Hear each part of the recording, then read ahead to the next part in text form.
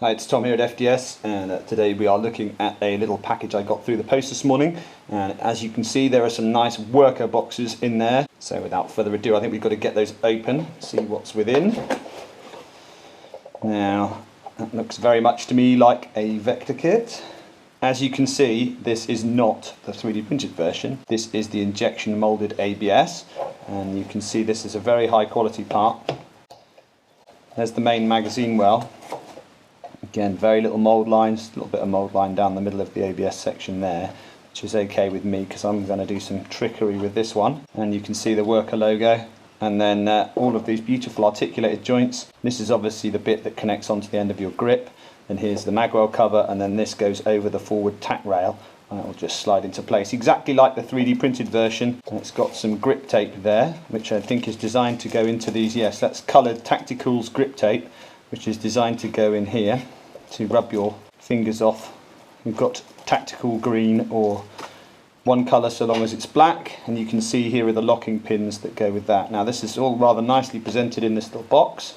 So that's the first part of the worker kit, and then the smaller box has the second part in it, which is the little infill piece on the strife that goes over the top where the other strap mount normally goes, and that's got Nerf rail on the top. And then it's also got the two mounting pieces in it, by the look of it. Yeah, there's the two mounting pieces, the same as the old 3D printed kit that infill the shark's teeth. So they're shaped to go around the shark's teeth, bond them in place, and then there's your little side rail mount on the side. Obviously I've been doing that mod anyway with just a piece of material, but this gives you something to screw in here. You can screw in the rail kits. Now, that wasn't all that was in the box, so I'm going to go through all the things that were in the box and we can see what's what. Let's move these aside. So next up we have some top rail, and this is again part of the kit here, and this is held on with the usual grub screws. You can see they're all in there, and then it just clamps over your Nerf rail. I also got a buffer tube. Now I'm a particular fan of this because I always said I didn't like the 3D printed versions. This is the ABS molded, injection molded version. You can see that F10555's signature is on the side there. You can see that also the centre of that is hollow. There isn't, however, a hole in the back there, so if you're going to back wire like I'm going to do with this, which also came from Patrol Base in the UK, which is a crane stock. So you can see that's tactical, and obviously I'm not leaving it black because that's boring. And this one is specifically designed to take saddle packs across here and across here, so there's loads of room for a nice big high cap lipo saddle pack in there, and then you can back wire straight into your blaster. So there's the tube. It also comes with this little stock adapter, which is for things like retaliators, rampages and all that stuff, where you would normally have a plunger tube thing sticking out. I'm guessing that there's not enough room inside for the standard plunger tube cap, so you get a new plunger tube cap as well, which is a nice deal. There was also some worker flywheels, and these are strife ones. Again, very expensively packaged compared to a lot of stuff we see.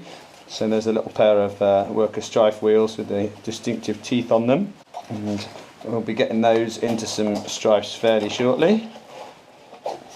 Obviously I'll be double checking the part number. You need to check this part number to make sure you've got the correct one. I do have another spare strife set, and there was an F10555 pump grip in there. I've got to say a massive thank you to Troy over at Tactical Foam for hooking me up with all of this stuff. He's the man on the Taobao Foo, and he's set me up with all this gear in a big box. Some of it's going to be going on some of his projects, and some of it is going on some of mine. Now you can see this is a 3D printed one. You can compare that to the buffer tube there, and you can see that this is quite a high quality 3D printed part, and it has all the screw ports and things in it. And as we've come to expect from F10555, it's another high quality printed piece, and it comes with a set of nice black rails that go along the side. And those rails do have fittings on them for putting on some pick tinny rail if you want to. Obviously I'm not going to bother because why have a pick tinny rail that moves? It's just stupid. And there's the new reinforced priming bar handle and components that will go with that onto the pump grip. So again, that's rather nicely machined, and actually a very quality looking part there, and that looks like a very nice machined steel priming handle, which is good to see. It certainly looks like it's nice and strong, which again you want. It looks like it's not a monkey metal part.